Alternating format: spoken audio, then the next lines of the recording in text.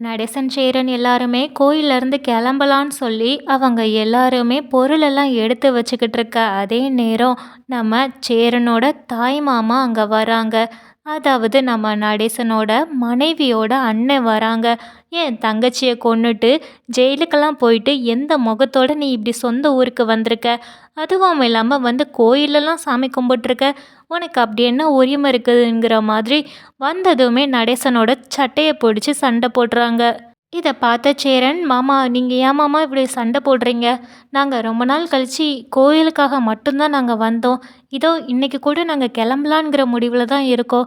நீங்கள் வந்ததும் வராததுமா இப்படி சண்டை போடுறீங்கன்னு சொல்லி கேட்குறாங்க. நான் உங்கள் எல்லாரு கூடயும் ஒன்றும் ஒட்டி உறவாடலாம் வரல. எனக்கு இவனை பிடிக்காதுன்னு தெரியும். என் தங்கச்சியை கொன்னுட்டு என் சொந்த ஊருக்கு எப்படி இவன் வரலாம் அப்படின்னு சொல்லி சண்டை போடுறாங்க. அப்போ சேரன் சமாதானப்படுத்த வராங்க.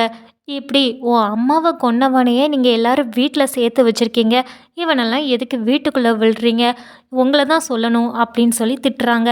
அதுக்கு சோழன் சொல்கிறாங்க, சரி நீங்கள் சொன்ன மாதிரியே எங்கள் அப்பா தான் எங்கள் அம்மாவை கொண்டுட்டு ஜெயிலுக்கு போயிட்டாங்க.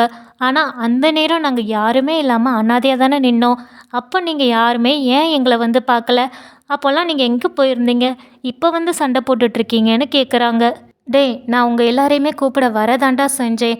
ஆனால் உன் அப்பன் தான் என் கூட தான் பிள்ளைங்க வளரணுங்கிற மாதிரி பஞ்சாயத்து கூட்டினான். அந்த பஞ்சாயத்தில் கூட நீங்கள் எல்லாரும் என் கூட வரீங்களா இல்லை அவன் கூட போகிறீங்களான்னு கேட்கும்போது நீங்கள் எல்லாரும் அவன் கூட தான் போகிறேன்னு தலையாட்டிட்டு போயிட்டீங்க. நான் என்னமோ உங்கள் யாரையுமே வந்து பார்க்காத மாதிரி பேசுகிறீங்க அப்படின்னு திட்டுறாங்க. அப்போ நிலா சொல்கிறாங்க, சரி இத்தனை வருஷம் ஆகிடுச்சு, இன்னுமா உங்களுக்கு அந்த பகை எல்லாமே மனசில் இருக்குது? அதெல்லாமே நடந்து வருஷக்கணக்காயிடுச்சு. இப்போ இந்த பசங்களுமே பெரியவங்களாக ஆயிட்டாங்க. நீங்கள் தான் ஒரு தாய் மாமாவாக இருந்து இவங்க எல்லாத்தையும் வழி நடத்தணும். ஒன்று குடும்பத்தோடு இருக்கணும், இல்லைன்னா இந்த மாதிரி சண்டையும் போடாமல் இருங்க. நாங்கள் எல்லாருமே வந்தது குலதெய்வம் கோயிலில் சாமி கும்பிட மட்டும்தான், பிரச்சனை பண்ணுறதுக்கு இல்லைன்னு சொல்கிறாங்க. இதை கேட்ட அவருமே நடேசன்கிட்ட மறுபடியுமே தான் சண்டைக்கு போகிறாங்க. அப்போ சேரன் எல்லாரும் தான் தடுத்து நிறுத்துகிறாங்க. அங்கே வந்த கஸ்தூரியோ, இதை பாருனே, நாங்கள் எல்லாருமே கோயிலுக்கு தான் வந்தோம். என்ன நீயும் இந்த குடும்பத்து கூட சேர்ந்துட்டியா? என்னமோ நாங்கள் ஒட்டிக்கிடுறதும் இல்லை பேசிக்கிடுறதும் இல்லைன்னா இப்போ பார்த்தா சேர்ந்துல வந்து நிற்கிற அப்படின்னு கேட்குறாங்க. அதுக்கு கஸ்தூரி சொல்கிறாங்க, இதை பாருங்கண்ணே, நாங்கள் குலதெய்வம் கோயிலுக்கு தான் வந்தோம். இந்த நிற்கிறாள்ல, அது என்னோட பொண்ணு கார்த்திகா. அவளுக்கு இப்போ தான் கல்யாணம் ஆகியிருக்குது. கல்யாணம் ஆனதுமே நாங்கள் குலதெய்வம் கோயிலுக்கு வரதா வேண்டியிருந்தோம். நாங்கள் வந்த நேரம் இந்த குடும்பமும் சேர்ந்து வந்திருக்காங்க. தங்குறதுக்கு நம்ம சத்திரம் தானே இருக்குது. அதனால தான் நாங்கள் இங்கே தங்கியிருக்கோமே தவிர இந்த குடும்பத்தோட எனக்கு எப்போதுமே ஒட்டும் கிடையாது, உறவும் கிடையாது. அதை கொஞ்சம் புரிஞ்சுட்டு என் மாப்பிள்ளை வர்றதுக்கு கொஞ்சம் நேரமாகிடுச்சு. அந்த நேரத்தில் நம்ம சண்டை போட்டுட்ருக்க வேண்டாம், நீங்கள் கிளம்புங்கண்ணேன்னு சொல்லி அனுப்புகிறாங்க. அதுக்கு அவருமே நடேசனை பார்த்து, உன்னை பார்த்துக்கிறேன்டா அப்படின்னு சொல்லிட்டு மிரட்டிட்டு கிளம்பி போகிறாங்க. போடா போடா எங்களுக்கு தெரியும் அப்படின்னு நடேசனுமே சவுடால தான் பேசுகிறாங்க. உடனே சேரன், சரி எல்லாருமே அவங்க லக்கேஜ் எடுத்துகிட்டு வாங்க, நம்ம எல்லாருமே ஊருக்கு கிளம்பலான்னு சொல்கிறாங்க. அதுக்கு நடேசனுமே, எதுக்கு? இவனுங்களுக்கு பயந்து நாம் போகணுமான்னு சொல்கிறாங்க. ஏப்பா அதெல்லாம் இல்லைப்பா, நாம் எப்படியும் கிளம்பணும் தானே முடிவு பண்ணியிருந்தோம். நம்மளுக்கும் வேலைலாம் இருக்குல்லப்பா, நம்ம இன்றைக்கே கிளம்பிடுவோம் வாங்கன்னு சொல்லி கூப்பிட்டு போகிறாங்க. வீட்டுக்கு வந்ததுமே நடேசன்கிட்ட நிலா தனியாக போய் பேசுகிறாங்க. இவ வந்தாலே ஏதாவது ஏழ்ரை கூட்டிகிட்டு வருவாளே அப்படிங்கிற மாதிரி நடேசன் நினைக்கிறாங்க. அதே மாதிரியே வந்த நிலாவோ, நான் உங்ககிட்ட கொஞ்சம் தனியாக பேசணும்னு சொல்லிட்டு அவங்கக்கிட்ட கேட்குற முதல் கேள்வி, இன்னைக்கு சண்டை நடந்ததில்ல, அதில் வந்தாங்கள்ல ஒருத்தங்க உங்களை அடிக்கிறதுக்கு, அவங்க உங்கள் மனைவியோட அண்ணன் தானேன்னு சொல்லி கேட்குறாங்க. அதுக்கு நடேசனுமே, ஆமாம் அதுக்கு என்னங்கிறப்போ அப்படின்னு சொல்லி கேட்குறாங்க. இதை பாருங்க, கேட்டால் பதில் சொல்லுங்கள், இந்த நக்கலாலாம் பேசாதீங்கன்னு சொல்கிறாங்க. சரி எனக்கு இந்த சுற்றி வளைக்காமல் எதை கேட்க வந்தியோ அதை மட்டும் கேளு அப்படின்னு நடேசன் சொல்கிறாங்க. அதே மாதிரியே நிலா, இல்லை நீங்கள் இன்னைக்கு சண்டை போடும்போது நான் கொலை பண்ணதை நீ பாத்தியா? நான் தான் கொலை பண்ணேன்னு இந்த ஊரெல்லாம் சொன்னால் நீ நம்பிடுவியா?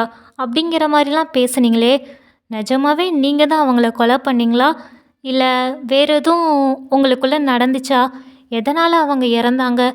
எப்படி இறந்தாங்க? அப்படிங்கிற கேள்வி எல்லாமே கேட்குறாங்க நிலா.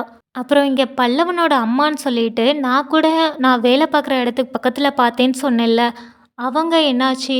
அவங்க நிஜமாவே உயிரோடு தான் இருக்காங்களா? நான் பார்த்தது அவங்கள தானா இல்லை வேற யாருமா? நிஜமாவே அவங்க சென்னையில் இருக்கிறாங்களா இல்லை உயிரோடவாது இருக்காங்களா அப்படின்னு சொல்லி அடுக்கடுக்கா கேள்வியை கேட்டுட்டே போகிறாங்க நிலா. இதை கேட்ட நடேசன், இதோ பாருமா, கொஞ்சம் நிறுத்து. நீ பாட்டுக்கு கேள்வியை அடுக்கிக்கிட்டே போகிற. என் பொண்டாட்டியை நான் கொன்னேன்னு சொல்லி இந்த ஊரில் எல்லாவனுமே அப்படி தான் சொல்கிறாங்க. ஆனால் எனக்கு தெரியும் நான் கொல்லலைங்கிறத அப்படின்னு சொல்கிறாங்க நடேசன். இதை கேட்டதுமே நிலா இன்னுமே ஆர்வமாக கேட்டுட்ருக்காங்க. அப்போ நடேசன் சொல்கிறாங்க, இதை பாரு, உன்கிட்ட எனக்கு எல்லாத்தையுமே சொல்கிறதுனால என்ன நடக்க போகுது என்ன மாறப்போகுதுன்னு எனக்கு தெரியலை. ஆனால் சொல்கிற நிலமை இன்னும் வரலன்னு தான் தோணுது. ஆனால் எனக்கு தெரிஞ்சு நான் இந்த கொலையை பண்ணலை.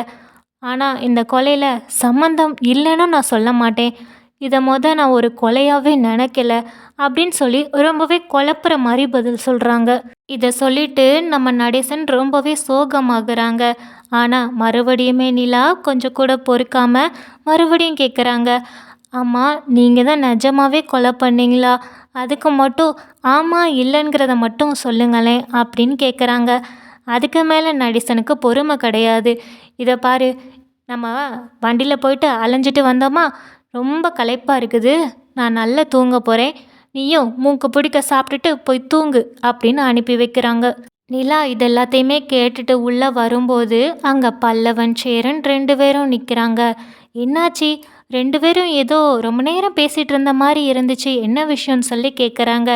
அதுக்கு நிலாவுமே ஏதாவது பொய் சொல்லி சமாளிக்கணும்னு சொல்லிட்டு, இல்லை இல்லை, சும்மா அவர்கிட்ட போய் பேசிகிட்டு இருந்தேன், வேற என்ன இருக்க போகுது அப்படின்னு மழுப்பிட்டு வந்து உட்கார்றாங்க. வெளியில் நடேசன் மனசுக்குள்ளே நினைக்கிறாங்க, இந்த பொண்ணு சரியான கேடி பொண்ணாக தான் இருக்குது. நம்ம மனசில் உள்ளதை எப்படியாவது இவ கரைச்சி வாங்கிடுவா போலுக்க. நானே கொஞ்ச நேரத்தில் சொல்லலான்ங்கிற ஒரு முடிவிலே வந்துட்டேன்.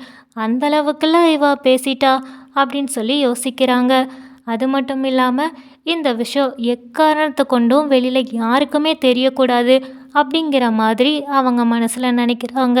மறுநாள் வேலைக்கு போன நிலா நல்லபடியாக வேலையை முடிச்சுட்டு வெளியில் வராங்க. அங்கே பல்லவனோட அம்மாவை எப்போதும் பார்க்குற அதே இடத்துலே பார்க்குறாங்க. இவங்க நிஜமாவே பல்லவனோட அம்மா தானா, இல்லை நான் தான் ஃபோட்டோவை பார்த்து தப்பாக நினச்சிக்கிட்டு இருக்கேனா அப்படின்னு சொல்லி மனசுக்குள்ளேயே நினைக்கிறாங்க. எப்படியாவது அவங்கக்கிட்ட போய் பேசி பார்ப்போமா அப்படின்னு சொல்லி முயற்சி பண்ணி ரோடை கிராஸ் பண்ணி தாண்டி போகிறாங்க. அங்கே போய் பார்த்தா அங்கே பல்லவனோட அம்மா இல்லை. நாம தான் ஒருவேளை அவங்க தான் நினச்சிட்டு வேற யாரையும் பார்த்துருப்போமோ, இல்லையே, தூரத்துலேருந்து பார்க்கும்போது அது பல்லவனோட அம்மா மாதிரி தான் இருந்துச்சு. ஒருவேளை அவங்க இல்லாமல் வேற யாராவது இருந்தா அப்படின்னு சொல்லி மனசுக்குள்ள நிறையவே குழப்பமாக இருக்குது நம்ம நிலாவுக்கு. நடேசன் அப்படி எந்த ரகசியத்தை தான் இப்படி மூடி மூடி பாதுகாக்கிறாங்கன்னே தெரியலை. நீங்கள் அந்த ரகசியத்தை பற்றி என்ன நினைக்கிறீங்கன்னு சொல்லி கமெண்ட்டில் சொல்லுங்கள். தேங்க்யூ ஃபார் வாட்சிங்.